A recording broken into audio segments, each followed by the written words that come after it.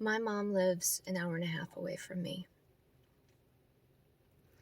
Over the last 2 years, she has had extreme swelling in both of her legs and abdomen.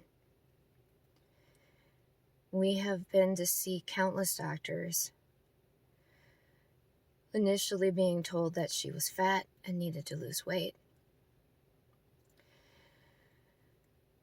She is unable to walk.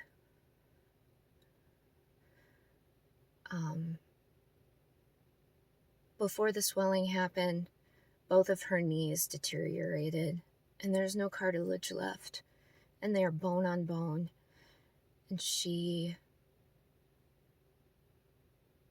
obviously couldn't move around as well as she used to, and so then the swelling took over. She's been labeled with lymphedema, and I don't know if people out there know what lymphedema is, but it's highly underrated and not well taught in medical schools.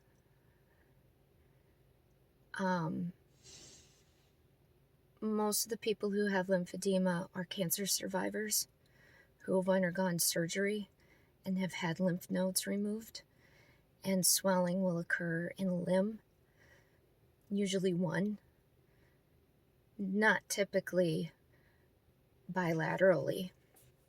And there are also cases of primary lymphedema, but usually those are diagnosed at a younger age, childhood, adolescence.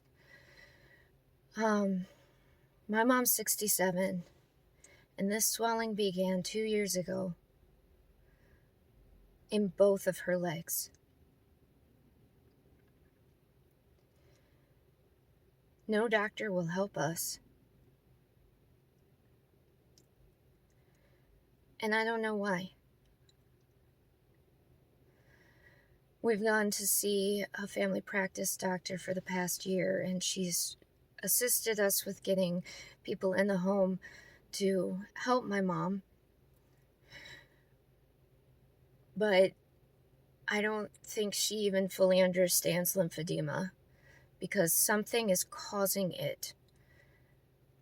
She sent us to a vascular department in Wisconsin at Gunderson Lutheran, and he took a look at her, didn't touch her, didn't run any tests or anything, and said it didn't look vascular. He said we should go to Mayo and talk to their lymphedema department. I called ahead to Mayo. I spoke to a physician's medical secretary, gave her the history, explained the situation. She passed along this information to the doctor, and the doctor called and left me a voicemail saying that if my mother is already doing the wraps and physical therapy and OT, then there is nothing more that they can offer. I have that voice message still.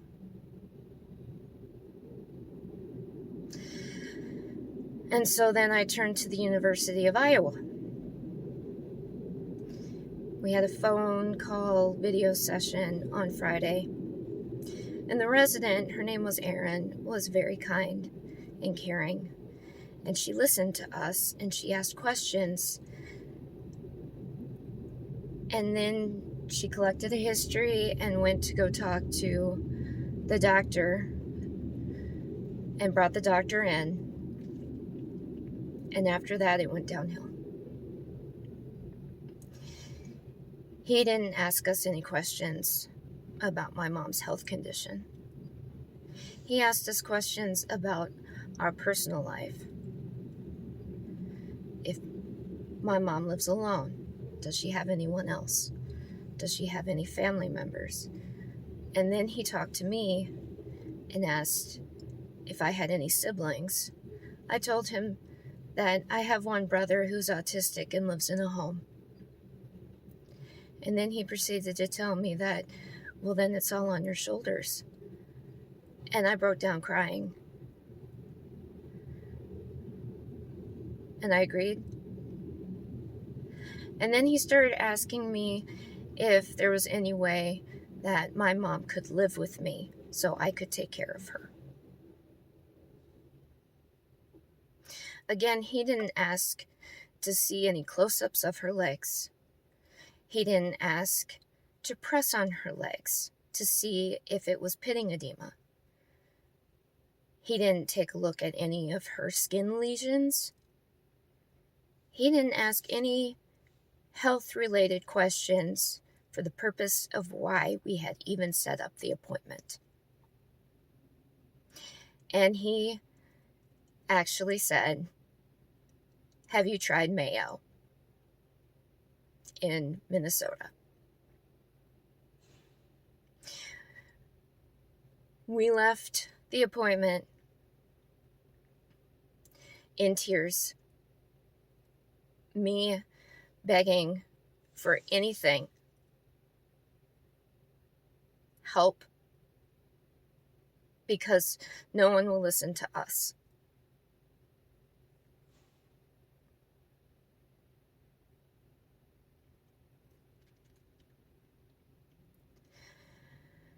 My mom can't walk. She used to be able to. Something is causing her legs to blow up. And when I hold her leg, it is like it's ready to pop. And I feel like this whole situation is as if,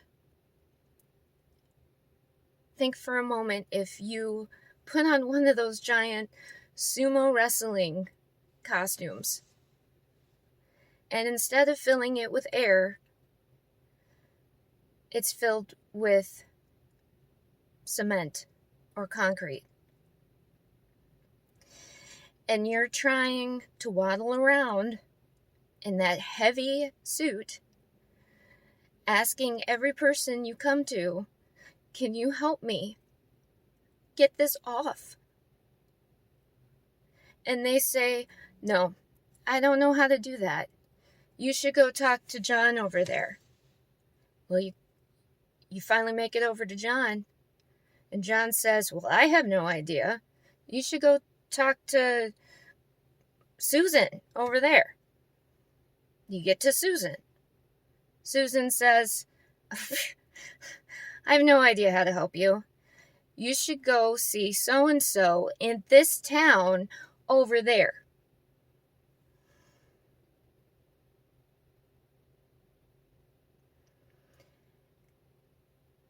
And 6 months goes by, and you finally make it to so-and-so in such a town, and they send you to another town and another town, and no one does a thing. I'm exhausted. My mom's exhausted. When the healthcare system does this to you, what do you do? Who do you talk to? I've reached out to the state ombudsman. Unless she's in a residential setting, they can't really do anything. I've just now contacted the state again, in the human services or something. And then I contacted the Iowa State Medical Board complaint department, because I'm at my wit's end and I don't know what to do, and I'm watching some disease slowly, insidiously kill my mom.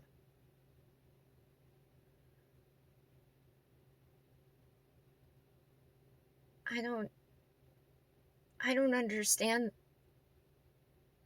doctors these days. I'm in the healthcare field. If I have a client who is suffering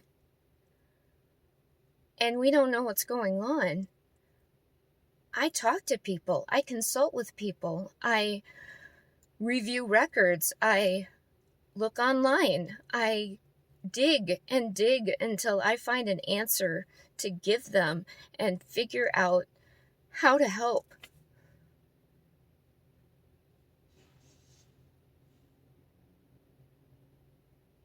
Please, if you're watching this video and you've been through something like this, and you were able to get connected to some service, to some department, to someone, and they helped you, please let me know who that is. Because I don't know who to talk to anymore. So I'm reaching out to the world.